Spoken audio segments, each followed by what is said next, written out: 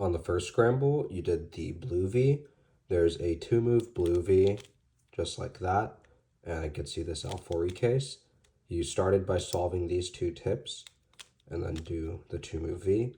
And here, the L4E algorithm you did was hedge, U prime, hedge, and then you solved these 2 tips. The start of your solve was pretty good. You solved these 2 tips at the start, and then did the V like normal. But here, instead of doing the normal L4 alg, you did this one, which I don't recommend doing. It's harder to execute, which you can see because you locked up on the last sledge. The better algorithm to do is like this. You're going to solve this edge to here by doing R, U prime, R prime, and then you get this case. And what's nice about that is you can cancel into it from your V, and there's no AUFs. And then for the tips, you solved both of these tips at the end, which is okay, but you solved them only one at a time. It would have been better to try doing something like that, or solving this tip at the start as well when you did these 2. You could have done that too. And then on the drop, you just do that tip.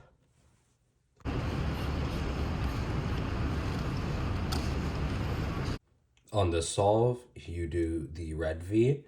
You see that you can solve this tip and then do R, U prime, L wide, and then you rotate here and do the L4 algorithm.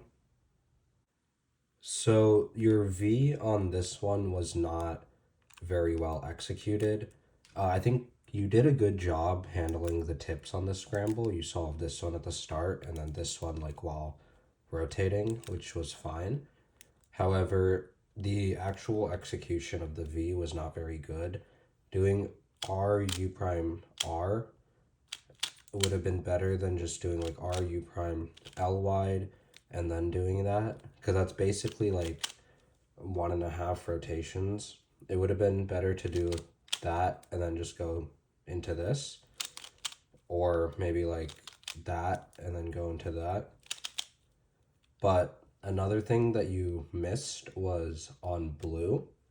There was a 2-move V. You could have done this, and then you just get this L4E case.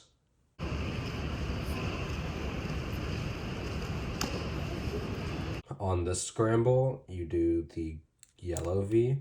You start by sledging in this green, rotate, sledge in this red, rotate, do a U, sledge, L4E.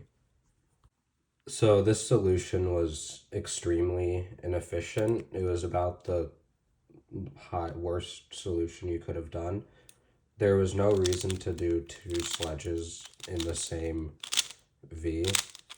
It would have been better if you looked around to look up places that you could do an insert and another insert to make a V. So like here, there's just a 5-move V, like this. You get that. Or you can do it from the other way, like this. And you get this.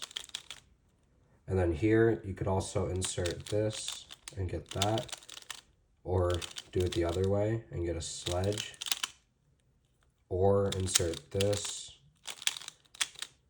Or insert this. So those are all better solutions than what you did. I think you just kind of got a little panicky in trying to find something, so you just did something that you knew you could do. But in the future, just try to look for easier ways to make a V, even if it's not efficient, because rotating twice is not something you want to do, especially on bad scrambles. You don't want to rotate because that just wastes even more time. So try making a V that makes it so you don't have to rotate.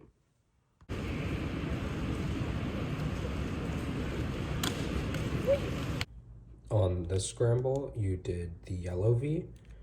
You solved this center because it was already able to be moved without breaking up this big block, and then did RU prime L wide, and then rotated and did the L4 Yalg. So on this scramble, your turning was quite good. You solved the tips very well. And then here, the only issue I had though was with the way you executed the V. And it was the same as what I said in a previous solve. Instead of doing that and then rotating, it would have been better to do and then rotate this way. So you can go straight into the alg without having to do that. Because it's faster to rotate like this than it is to rotate like this. Because if you do it like this, your hand's already in grip. Like I don't have to move my right hand, but here I have to move both hands and it's a lot slower. There was another V that was also pretty good on this scramble. On blue, there's a 3-move V, and it's in this pattern where you have this center here, this center here, and you can solve it with R prime U L prime. And this is a really nice common pattern that you see with L4E. So doing it like that gets you the L4E in the same angle.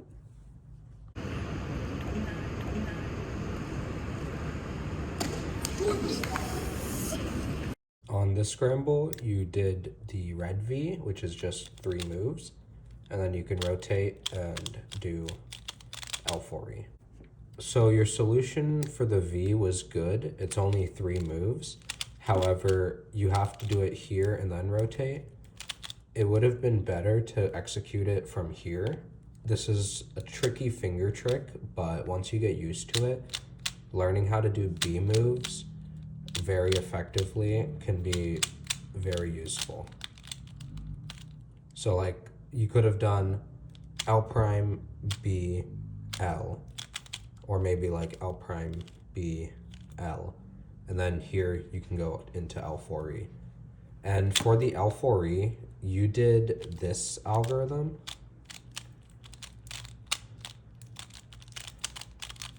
While this algorithm isn't terrible, it's okay. I would prefer that you to do this algorithm.